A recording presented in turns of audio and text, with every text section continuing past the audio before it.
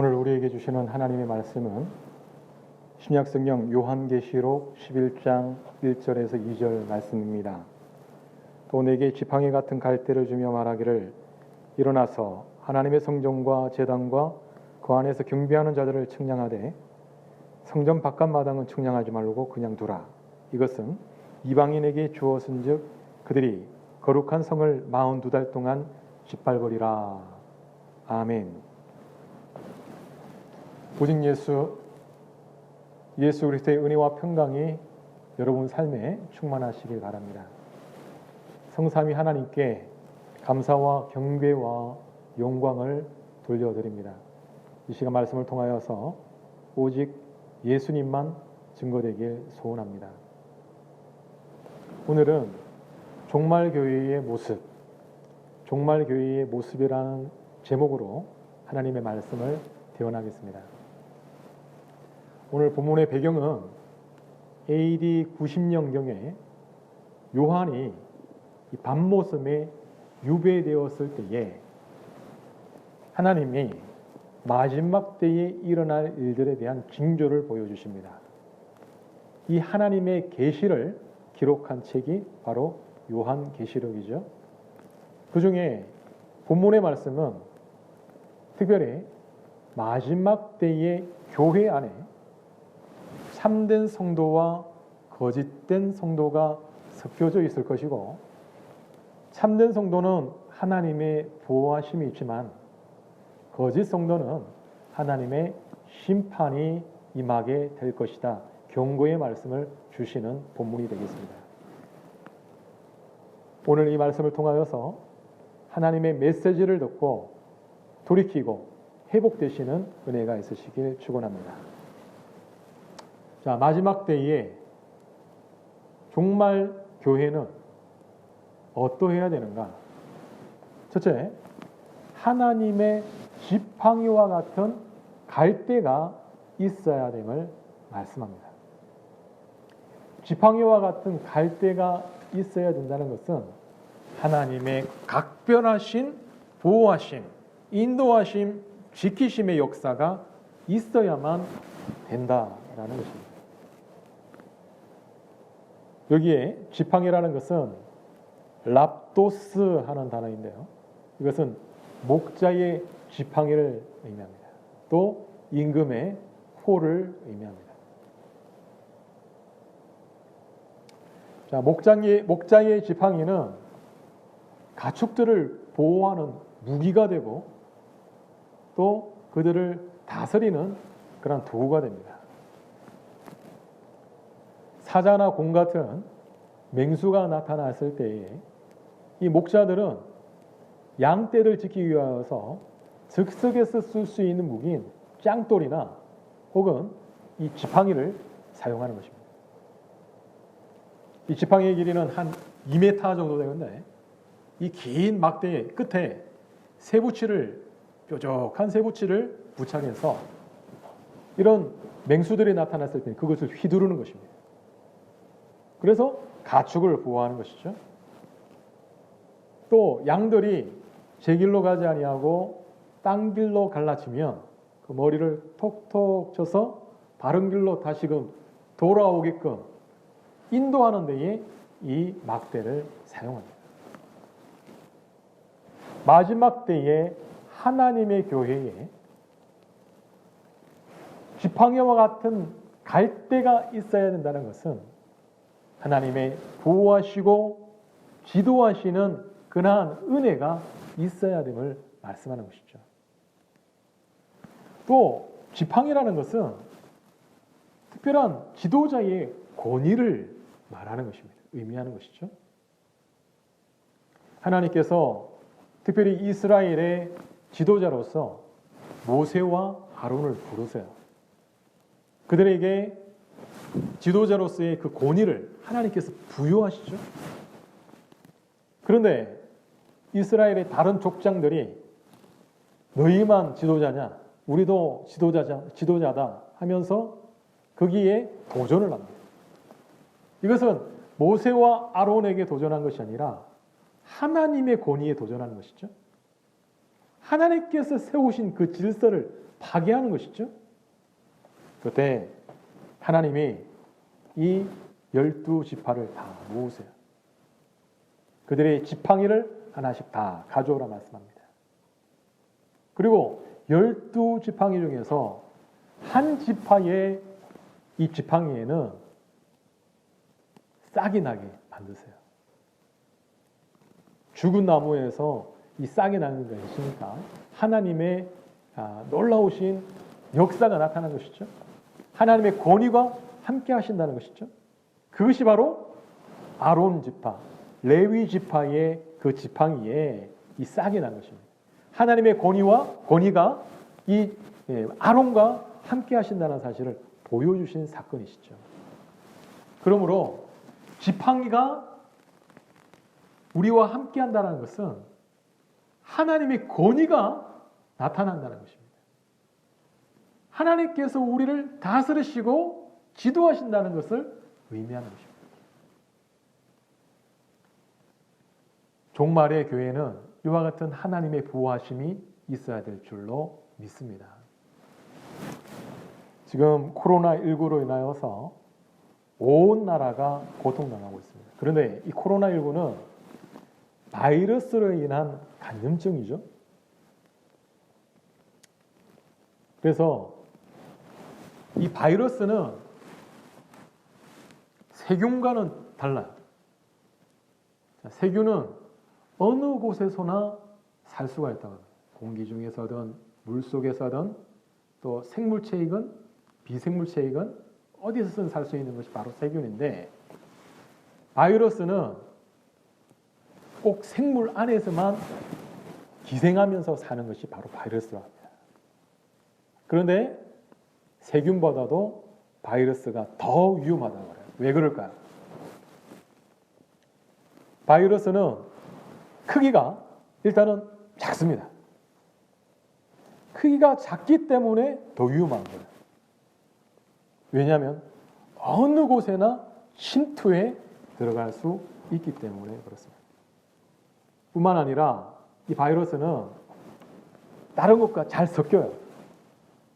그래서 변이가 잘 일어납니다. 돌연 변이가 잘 일어납니다. 그 속도가 세균보다도 50만 배는 더 빠르다고 합니다. 그러니까 금방 새로운 변종들이 막 나타나는 거예요. 그래서 그 병을 이길 수 있는 약을 개발하면 저만치도 가 있고, 또 그것을 이겨낼 수 있는 약이 나오면 저만치 또 진화되어 있고, 그래서 치유책도 없고 예방책도 없는 것이, 예방약도 없는 것이 바로 바이러스에 의한 감염증입니다. 지금 코로나19 약이 없는 거예요. 그래서 위험한 것입니다. 그런데 이런 세균이나 바이러스가 우리 몸에 침투해 들어올 때 우리 몸은 가만히 있는 것이 아닙니다. 하나님께서 만드신 우리 몸은 대단한 거예요. 첫 번째, 이 바이러스의 침투로부터 방어를 하는데요, 우리 몸에 있는 모든 물들을 다 배출해내는 거예요. 땀샘에서 땀이 나오죠. 눈물샘에서 눈물이 나오고, 또 콧물, 침물, 위액 이런 것들이 바이러스를 싹 녹여서 배출해 보내는 것입니다. 그래서 손발을 깨끗이 씻으라 말씀합니다. 바이러스가 물에 잘 녹아서 떠내려가기 때문에 그래요. 그것이 1차적인 방어인데 그게 뚫릴 수도 있어요. 바이러스가 우리 몸속으로 침투해 들어왔을 때 그러면 어떻게 하느냐? 그때에도 우리 몸에 있는 모든 영양소를 다 집중을 시키는 거예요. 에너지를 집중을 시키는 거예요. 이렇게 한데 온몸에 에너지가 집중되니까 몸에서 열이 나겠죠. 그래서 감기에 걸리면 고열이 발생합니다. 또 통증이 나타나는 것이죠. 두통이 막 일어나요. 이 열이 나고 두통이 막 생기고 하는 이유가 뭐냐면 우리 몸이 외부의 바이러스의 이 침투로부터 우리 몸을 지켜내는 그러한 보호작용인 것입니다. 우리 몸이 건강할 때는 그것을 지켜낼 수가 있어요. 그런데 우리 몸이 약할 때에는 스스로 내 자신이 그것을 방어할 수 있는 능력이 없죠. 그때 필요한 것이 바로 백신입니다. 백신은 이 바이러스를 이겨낼 수 있는 세포를 우리 몸속에 외부로부터 집어넣는 거예요. 또 이 백신은 한번 이 병균으로부터 이겨냈던 그 힘이 있어요. 힘이 있는 거예요. 신기하게도 한번 이 병균을 이겨낸 것은 기억을 하고 있대요. 그래서 똑같은 병에 두 번 안 걸리는 거예요. 수도 한번 앓았던 아이는 두 번 더 수도를 앓지 않죠? 우리 몸에 면역력이 생긴 것입니다. 면역력이 생긴 그 백신을 우리 몸속에 집어넣어주면 우리 몸이 건강하게 회복되는 것입니다. 지금 코로나19도 그 백신 개발에 지금 만전을 다하고 있죠. 바로 이것이 하나님과 성도와 마귀의 모습을 잘 보여줍니다. 오늘날 마지막 때에 악한 사단 마귀는 성도들을 공격하여서 잡아뜨리고 넘어뜨리고 죽이려고 그렇게 총공격을 하고 있습니다. 우리 성도들은 가만히 당하고만 있지 않죠? 거기에 저항합니다. 어떻게든 믿음으로 싸워 이겨내려고 부지런히 노력을 합니다. 그렇지만 그것만으로는 부족하다는 거죠. 사단 마귀의 공격으로부터 내 스스로 이겨낼 수 있는 힘이 없을 때 그때 필요한 것이 바로 예수님의 능력인 줄 믿습니다. 예수 백신이 우리에게 필요한 것입니다. 예수님만이 모든 어두운 권세를, 사망 권세를 이기셨습니다. 그 예수님이 우리와 함께 하실 때에 악한 사단 마귀도 능히 이겨낼 줄로 믿습니다. 이 마지막 때에 우리 교회가 붙들어야 할 것이 바로 예수님의 이 권능의 역사라는 사실을 믿으시길 축원합니다. 다음으로 정말 교회에 어떠한 모습이 필요합니까? 말씀에 제단에 경배하는 자들을 측량한다 말씀합니다. 제단에 경배하는 자들을 하나님께서 테스트해 보시는 것입니다. 그러므로 종말의 교회의 모습은 참된 예배자의 모습이어야 할 것입니다. 우리 1절 말씀 다시 읽겠습니다. 또 내게 지팡이 같은 갈대를 주며 말하기를 일어나서 하나님의 성전과 제단과 그 안에서 경배하는 자들을 측량하되 말씀합니다. 하나님을 경배하는 자들을 측량해보라 말씀하시는 것입니다. 여기서 경배한다는 것은 프레스케네오라는 단어인데요. 입맞추다, 땅에 엎드리다, 부복하다라는 의미가 있습니다. 누가 부복합니까? 종이 주인에게, 상전에게 부복합니다. 권위 높은 자에게 권위가 낮은 사람이 존경을 표현합니다. 사랑하는 대상에게 사랑하는 자가 입맞추는 것입니다. 그것이 바로 경배의 뜻인 것입니다. 하나님을 경배할 수 있는 여러분 되시길 축원합니다. 그 경배자를 하나님 찾으신다 말씀합니다. 그런데 말씀해 보니 우리 역대하 7장 19절 말씀입니다. 그러나 너희가 만일 돌아서서 내가 너희 앞에 둔 내 율례와 명령을 버리고 가서 다른 신들을 섬겨 그들을 경배하면 말씀하죠. 다른 신들에 대해서 우상 숭배하고 하나님을 배도하는 것에 대해서 뭐라 표현하냐면 하나님께로부터 돌아서서 내가 너희에게 준 내 율례와 명령을 버리는 것, 그것이 바로 우상숭배요 배교라는 거죠. 그러면 반대로 하나님을 경배한다는 것은 무엇일까요? 하나님께 돌아서는 거죠. 내가 하나님과 반대 방향이었지만 내 방향을 180도로 돌려서 하나님을 향하는 것, 그것이 바로 경배라는 것입니다. 또한 하나님의 율례와 명령을 순종하여 받들고 쫓아가는 것, 그것이 바로 하나님을 경배한다는 것입니다. 우리 똑같은 말씀입니다.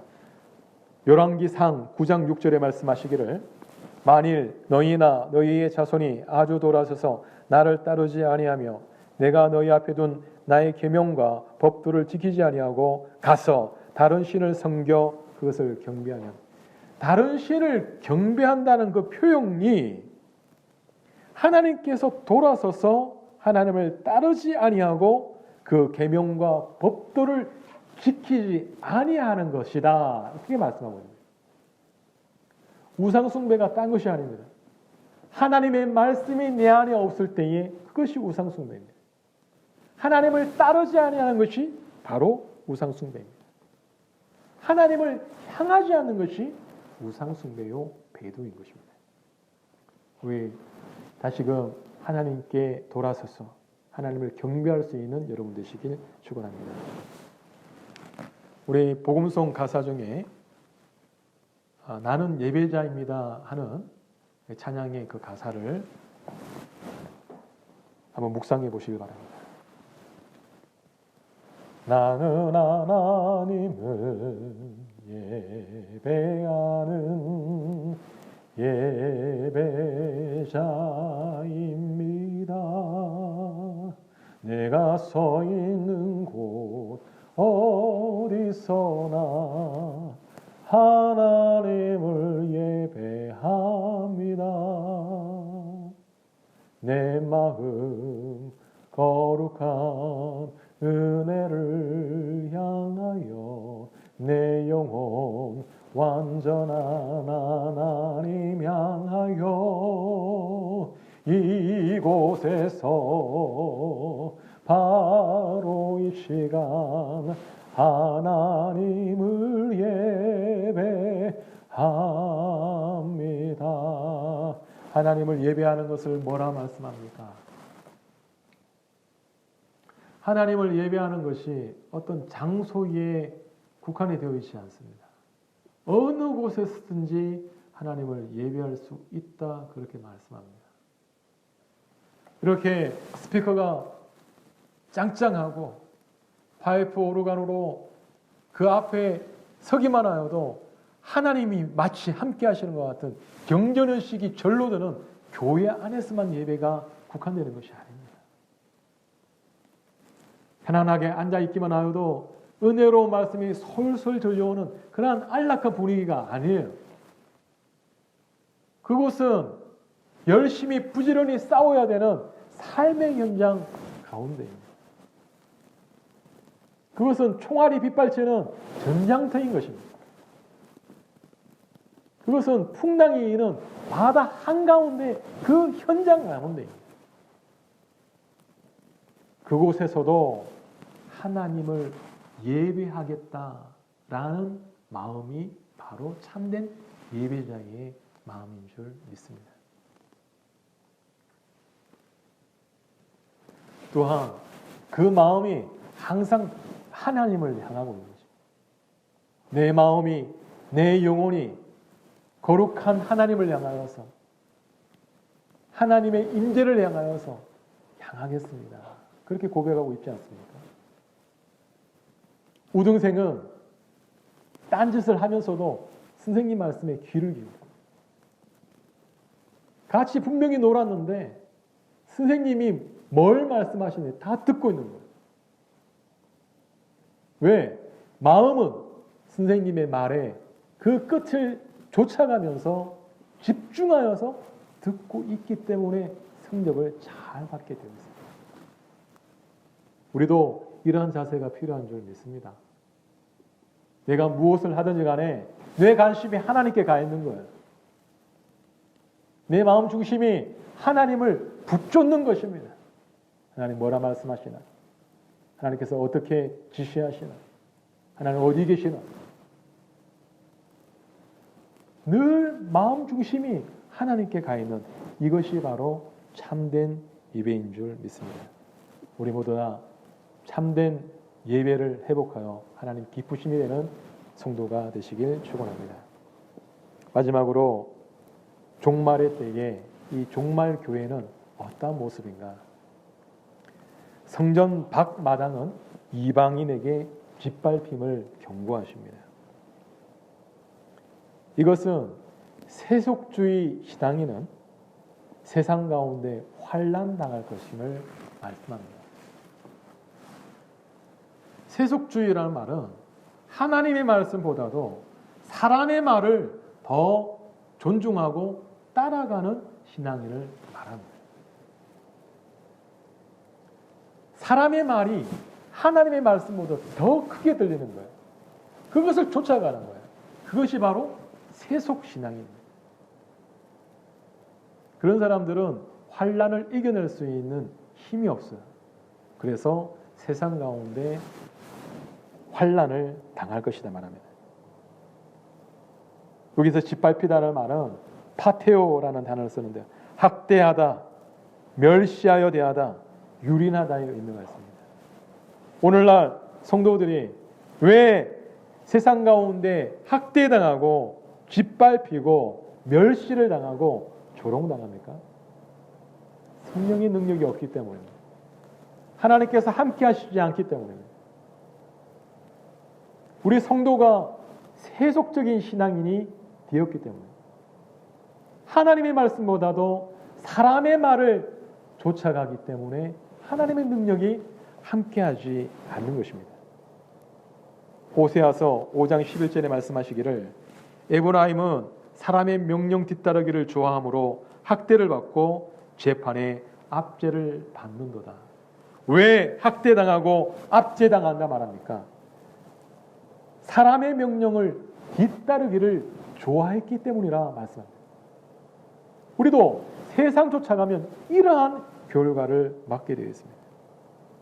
말라기서 2장 9절에는 말씀합니다. 너희가 내 길을 지키지 아니하고 율법을 행할 때에 사람에게 치우치게 하였으므로 나도 너희로 하여금 모든 백성 앞에서 멸시와 천대를 당하게 하였느니라 하시니라. 하나님의 말씀을